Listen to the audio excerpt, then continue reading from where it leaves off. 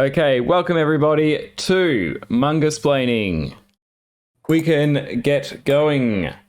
Mangasplaining is our segment we're going to do where we are going to talk about some interesting manga that I have and just talk about the history of them and flick through the pages and tell you a bit about the story as well. Captoy, are you there? I am, but we should probably do a bit of admin chat just to make sure people can hear me. Sure. So this is Shin Takarajima, New Treasure Island, and it is by Osamu Tezuka, who most people would know as the creator of Astro Boy. Okay, and this book was maybe his second or third publication. I know he had Diary of Marchan happening in the newspapers, which is just like a little yonkoma, like a 4-panel comic strip. So we might get into it then. So opening it up, this is from the Tezuka Zenkan, the complete selection. There he is up there. In his beret. Excellent. So Shin Takarajima, New Treasure Island. And already we have an iconic page, okay? This is Pito in the manga, and he's racing along in his car. And this is what Tezuka brought to Japanese comics, because at this point, comics like Blondie, newspaper comics, very flat images were very big. But Tezuka, a big fan of film, and he had a lot of film in his family growing up. They watched a lot of movies. Yeah, you can absolutely see that. Yeah, he put a lot of that sort of thing in. Just going to check my audio. It's echoing. Okay. Let's crack on. Yep. Sorry for the admin chat. Thank you, everybody. First stream, can you tell? So I just want to talk about this page because a lot of manga artists will talk about this page as being really influential to them. So here's like a little biography of Fujiko F. Fujio that I found. Different mangaka, of course. Different mangaka, creator of Doraemon. And opening up his biography, good, I've got the page bookmarked. So he was in a team of manga artists, so him and his friend. And growing up, they would have gone to like the rental comic store and got Shin Takarajima, New Treasure Island. Yeah, can we talk about rental comic stores? Because they don't really, I mean, they've got manga, I suppose, cafes now in Japan, but rental comic stores were a different thing. Historically, this was like, especially around the paper shortage due to the war, what they did is they created these sort of like hardbound volumes that would last a lot more reads. And they created these stores that kids could, well, not just kids, but anyone could go and borrow the manga from just for like a little fee per book. So it wasn't like a library where you pay for a membership. You actually have to pay a small amount per book. But yeah, it was a massively iconic thing. And the books themselves are amazing because, you know, they're these slightly larger books that are just fun to read. And yeah. Yeah, and a lot cheaper because you're not paying for the whole book. You're just like renting it for a shorter fee, which in post-war Japan recession worked for everyone. So you can see the boys down here. They're reading the comic and they're getting like really shocked by just all this camera movement that's happening in the frame. So I'll jump back into the story. So here's Pete and he's zooming along in his car. And already Tezuka's dedicating a lot of pages to just this action. This page in particular is pretty interesting. We zoom in, or he's coming towards the camera, and then reflected in his eye is this dog that's walking along the road.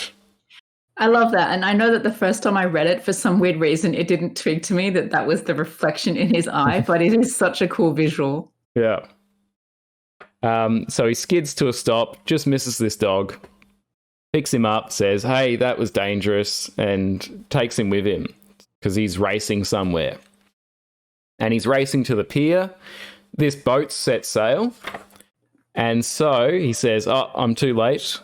Jumps in his speedboat. Now this speedboat has a P on it, so I guess it belongs to him being Pete. And he zooms off after the boat and finally catches up with it. They throw him a rope and he climbs on board. The dog just happens to get aboard as well. So he meets the captain, and here's the captain. He's Daddy Walrus, or Hige Oyaji from the comics. And that was Tezuka's thing, wasn't it? He'd have his actors or his character models, and he'd use them in different comics. They might be playing different parts. Yeah, like a cast of characters. I think he actually referred to them as his film crew. Yeah, in a lot of his writings. Stable was the actual word he used. His stable of, cool. But I think that's a Japanese term for like sumo wrestlers have a stable. Yeah, right. Of course. Yeah, that's probably it. So he talks with the captain. He shows him this map. Okay, this map of treasure, and they discuss it for a bit. Outside the cabin is this cabin boy, and he's listening in. And he says, it's a treasure map. Treasure. Pete goes to bed and talks about how it would be great if it was a real treasure map, if it was actually there, the treasure. As a total aside, I love the grumpy look on that guy's face at the top too. Yeah. Tezuka's characters are so expressive. Well, he's probably a prototype of Lamp, right? The Tezuka character that has like a candle. Yeah, that was the guy in Astro Boy who's like kind of blue-faced, right?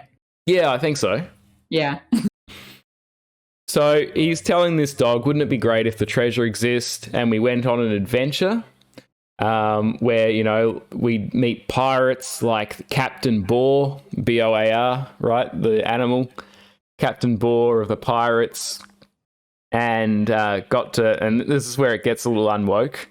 Got to the island where the cannibal natives lived. Not ideal in these days. And had an adventure there. Met Tarzan. Wouldn't it be great if we met Tarzan? And just tells him all this stuff. He says, but, you know, he's not Tarzan. I'll call him Baron. Suddenly the dog's ears prick up and a little electricity kind of zaps from them. Okay, it makes the sound effect kin. Then Pete wakes up and he's like, he wants to know more about the treasure map, so he goes to see the captain. And the captain says, yeah, I've been thinking about this treasure map and I've become very interested in it. I think it's something we can find. And he says maybe it's the famous Captain Kidd's treasure.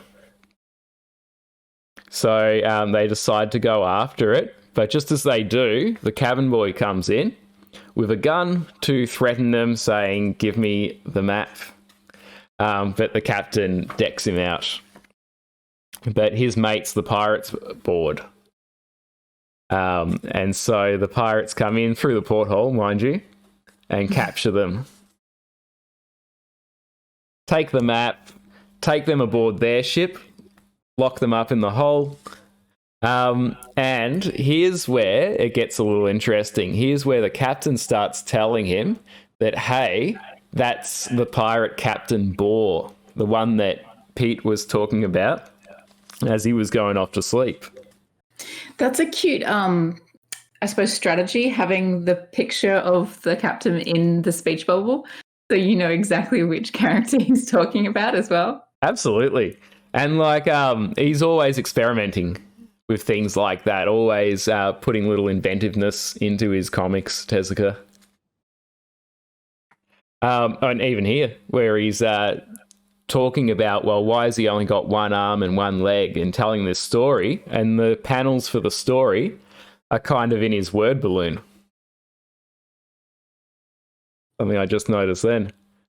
So he talks about how Boar, he was fishing, fell off the boat, was attacked by this swordfish, and like says shark in Japanese, and he takes off his leg, he takes off his arm, but Boar manages to take his fin.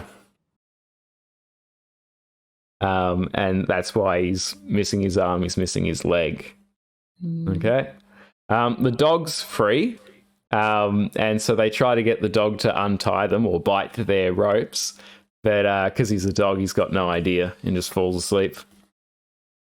So the pirates are yucking it up, partying, when they're hit by a storm, and that knocks them back and forth, and the boys manage to get their ropes free, and they manage to escape. But yeah, it's such dynamic artwork too. Oh, absolutely. It's all action. It's interesting, the panels on this. They're just vertical, not like a usual manga. Oh, yeah. And I wonder if that's because he was just starting out, or maybe it was the constraints of the pages he was using. This is the crazy thing, but I didn't notice this. Has it been like this the whole way through? It's been like this the whole time. It's not like it's the first time I looked at this manga either, so... So they end up on the deck, and so's the pirate captain, Captain Boar, and they kind of have a little fight there. But this is where Tezuka's like slapstick comes in. So he's probably seen a few Charlie Chaplin movies, and he's getting knocked back and forth along the boat. They're like rolling around, so they can't really have a good fight. The two boys, they end up they knock the captain overboard, but they end up overboard themselves and manage to put together a raft from the bits of debris from the ship. So they're floating at sea for a bit, talking about they've got some water in that barrel, and they're using his shirt as a white flag. As a flag, yeah. But they're going to need... Or is that meant to be a sail? Yeah, it's a sail, right. I don't know, it's a pretty flimsy sail. Yeah. Just a tiny one. So they need some food. He tries to attack this seagull, I guess. That doesn't work, but the dog, he's got his tail in the water, and he manages to catch a fish. Although he's not impressed that that's now his job. Anyway, they get attacked. They get attacked by the same shark that took Captain Boar's arm and leg, because you can see he's missing his fin. So more slapstick here, or I guess not really slapstick, more action. So the captain almost gets skewered. They end up trapping him in a barrel, and they eat him, apparently. They reckon they've been at sea for 40 days. Anyway, they come across the island, the famous island, New Treasure Island. And they get aboard, again, talking about the cannibals that live on the island. And Slapstick gets hit by a coconut. So just a few hijinks while they're on the island. So they build a shelter. He falls through the roof, and they just end up with a smaller shelter now. They got plenty to eat. They got lots of fruit. And they decide to make some traps just in case they're attacked by the people who live on the island. But of course, he falls in it.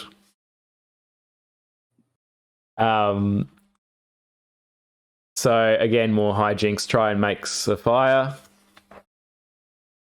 And they cook some of the food. He says we should go hunting, and he sees this deer. They go after the deer, but they fall in the trap again. So it's not hilarious stuff, but it's some good gags in there. They're very kind of classic drawn deer, sort of like Disney style. Yes. And we do know that Disney was a massive influence on Tezuka as well. Kind of vice versa, obviously. If anyone knows about the connection between some of the White Lion and the Lion King. Yeah, absolutely. Well, Tezuka even did, and I'm not sure if it was legitimate or not, but I'm sure like Disney had a hand in it. He drew like manga for Bambi and oh yeah, and Pinocchio. They did one for that as well, didn't they? Yeah, I've got them, but it'll take me a bit of time to go through my collection to find it. So there's still in the woods. They get attacked by this snake while they're hunting and end up at a waterfall. And the waterfall is mentioned on the map. So they're on the right track. And this is where they really focus. They see Eagle Rock. That's on the map. Okay. And they end up at like quicksand. Now the pirates, so we cut to the pirates now. They're turning up on land. And he's got to kind of force his men at gunpoint to get working on getting to the island. And he knows these two guys are here and they'll be after the treasure. If we follow their tracks, if we keep up with them, we'll find the treasure eventually. So this guy almost gets eaten by a snake. And he says he's starving, but he says he'd eaten and his stomach was full. But now he's thin because the snake squeezed him so much. And so they try and feed him the snake until his stomach's full again. Not great jokes, but they're fine. So back with the captain and Pete, and they tie a rope to a tree and use it to cross the quicksand. The captain cuts the rope. Pete ends up in the river, and they're getting washed away by the water. Getting to the waterfall now. So it wasn't quicksand; it was a river, of course. And then look who shows up, just as he said. But it's not Tarzan; it's Baron. And so Baron saves them, leaves them, and mysteriously runs away. Now, here's where it gets a bit unwoke. But I think it's important to still to not censor it, to show, hey, this is what people were drawing at that time, but we've moved on.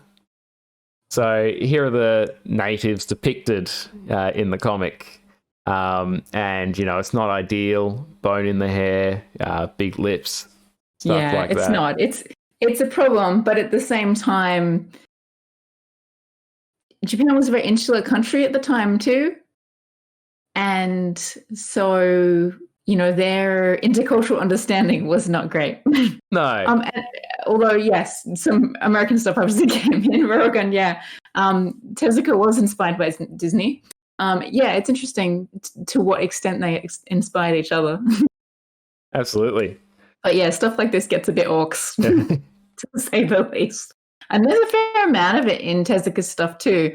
Sometimes in the intro, they'll actually, explicitly call it out and go, it was a different time, but we don't want to pretend that didn't happen because that would be worse. So just keep that in mind as you're reading it. Obviously, Tezuka Productions does not condone these kind of depictions these days at all. But yeah. But I think the Disney films did that at some point as well. On the VHSs, Whoopi Goldberg would show up at the start and talk about, well, it's important we don't brush it under the carpet. It's important that we know it happened and we've moved on. Yeah, exactly. So moving on. The pirates, they've captured Pete.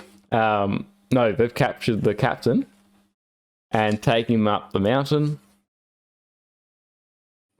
But this vulture, who looks like the Disney vultures, doesn't it? He gets away. But they press on because they've got the map now. They're after the treasure. It's by that tree. And there's this skull on the tree. So he sends one of his men up to investigate that. I know, right? Pretty spooky stuff. Looking through the skull, he works out that There's a bigger skull. It's like it's like in that last Star Wars movie, how she had to have the weird dagger thing to line up with the Death Star. So this skull lines up with that big skull rock over there. That is a cool MacGuffin. I know, right? So that's where the treasure is. Let's go in there. Let's get it. So they go in the cave. It's a bit spooky. There's some bats there. Okay. But we're going to check in with the unwoke village. So they're going to eat Pete. They're going to eat the dog. Yep, this happens.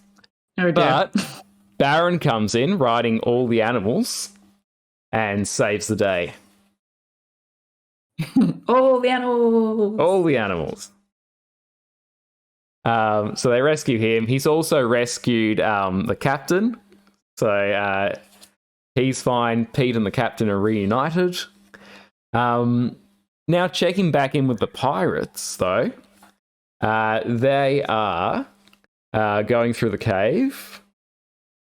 So it's weird. It's like there's some man-made stuff. There's some bricks holding it up. Yeah, and then it gets... got a Minecraft vibe. yeah. Then more caviness, more organic stuff. They find this big pit. They go down the bottom. Skeleton, shovel, pick. So someone else has tried to get it and died. So they're a bit worried at this point. Yeah. Anytime you're exploring and you come across skeletons, be worried. Yeah, maybe just be a bit cautious at this point. So there's a lot of discussion, a lot of wordplay. They dig up a treasure chest. Okay, so this is it. They found the treasure. But it's empty. And as you can imagine, he's not too pleased. No, I imagine they would be quite miffed. Yeah, what's happened to the treasure? It's at this point that lions sneak into the cave. Well, some lions and a leopard sneak into the cave. And that's the end of the pirates, pretty much. You can see he's got his yell coming out of his mouth. So Tarzan and Pete and the captain and the dog, they are kind of filling in all the gaps, all the loose ends of the story. So the captain says, hey, I know how you ended up here to, well, it's not Tarzan, it's Baron. You know, your parents were on this ship and your mother washed ashore with you. You were raised by monkeys. That's what's happened. Okay. And that's how you became king of the jungle. So we filled in that. That's why that happened. Then they tell Tarzan about the treasure. Tarzan's like, okay, well, not Tarzan, Baron. It's like, okay, come with me. And he dives under the waterfall where he's hidden the treasure. And so he surfaces with that. And there it is. We found it. What a great little panel down here where they're looking at it. They're like got the light on their faces from all the jewels and they're just nice. Shocked. A lot of great art in this. They're picked up by a boat. Okay. They send out smoke signals and they're rescued. And Pete's decided, hey, I'm going to bring all the animals back. I'm going to have a zoo. It's going to be great. Yeah. Shame for the animals.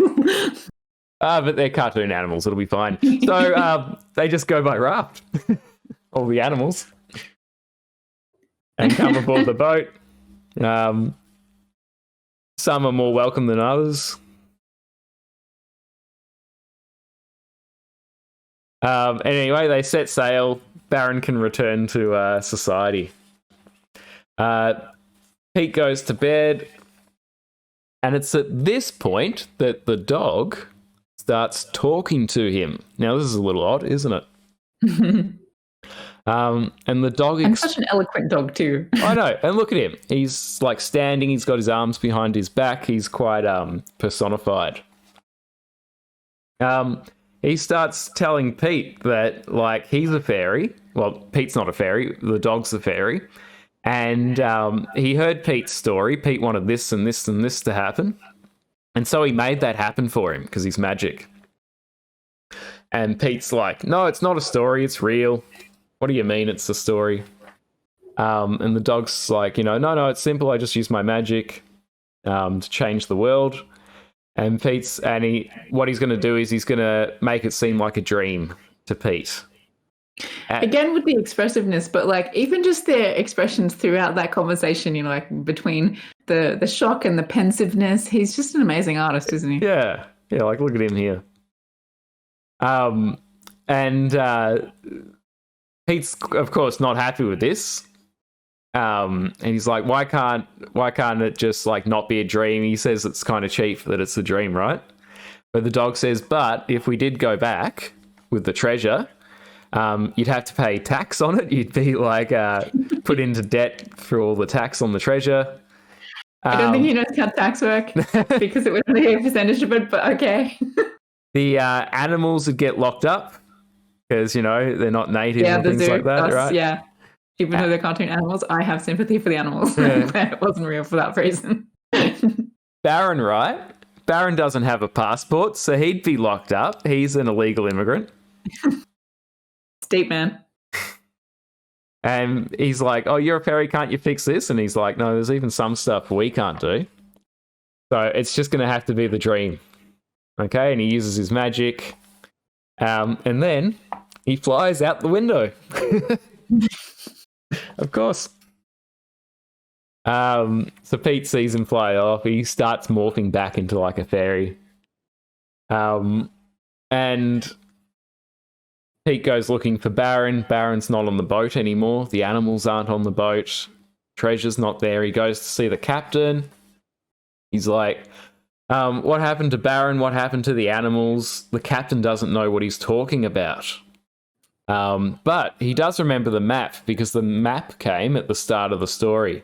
And he says, look, I think a map like that, it's not about treasure. It might be about, he says something about oil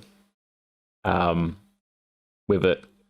Shimajuga horikai sarete sekitan tankuga narande. So I think he's saying like there's been oil tankers there.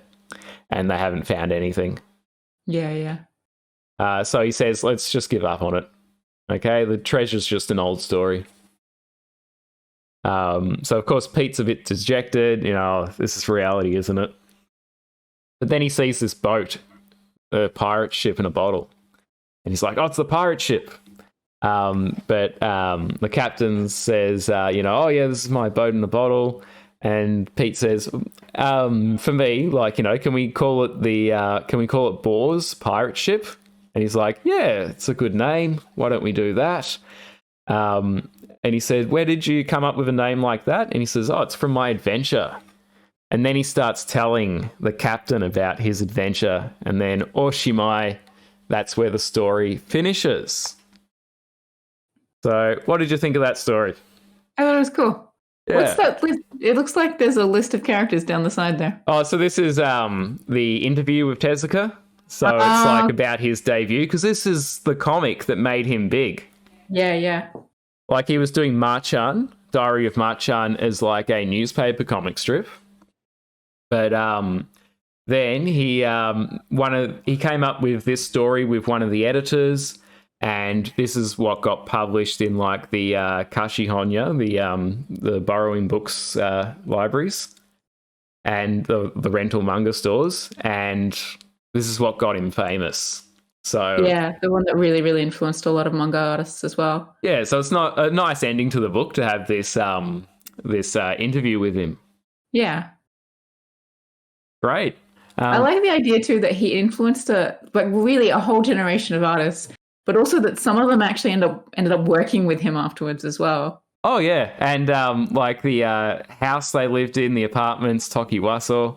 Yeah, that must have been an amazing atmosphere. Yeah. And like there's a reason he's called the god of manga. Because if Japan didn't have Tezuka, maybe their comics industry would be as light as the Australian one. Like, just not much. But also he was...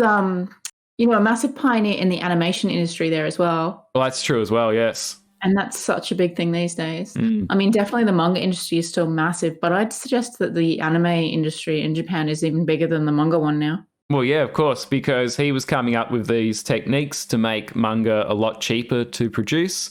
So, like, not animating as much as the Western cartoons were. Yeah. And so a lot of the Western animation studios were going to Japan to animate all their in-betweens because they were the ones that, like, could animate so well. Mm. Great. Oh, shall we? Any final thoughts, or shall we wrap it up?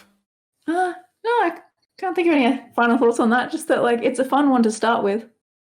And thanks for the people who came along to see us. Yeah, absolutely. Thanks a lot, guys. We might do another Tezuka book next week, or maybe something else. Might jump around. I've got actually the whole Tezuka Zenkan. So I got the whole Tezuka collection. How many is that? Like 300 or 400 books? That would be a few weeks that would get you through. And we'll be streaming games in between as well. Absolutely. But it might be interesting to do like a Tezuka book one week and something random something else the next. Mix around. Yeah. So might leave it at that. Thank you very much for watching. Message us if you've got any suggestions or any series you'd like to see us cover in the future. Yeah, and check out our schedule. All right. That's all for us. Bye-bye. Thanks, everybody.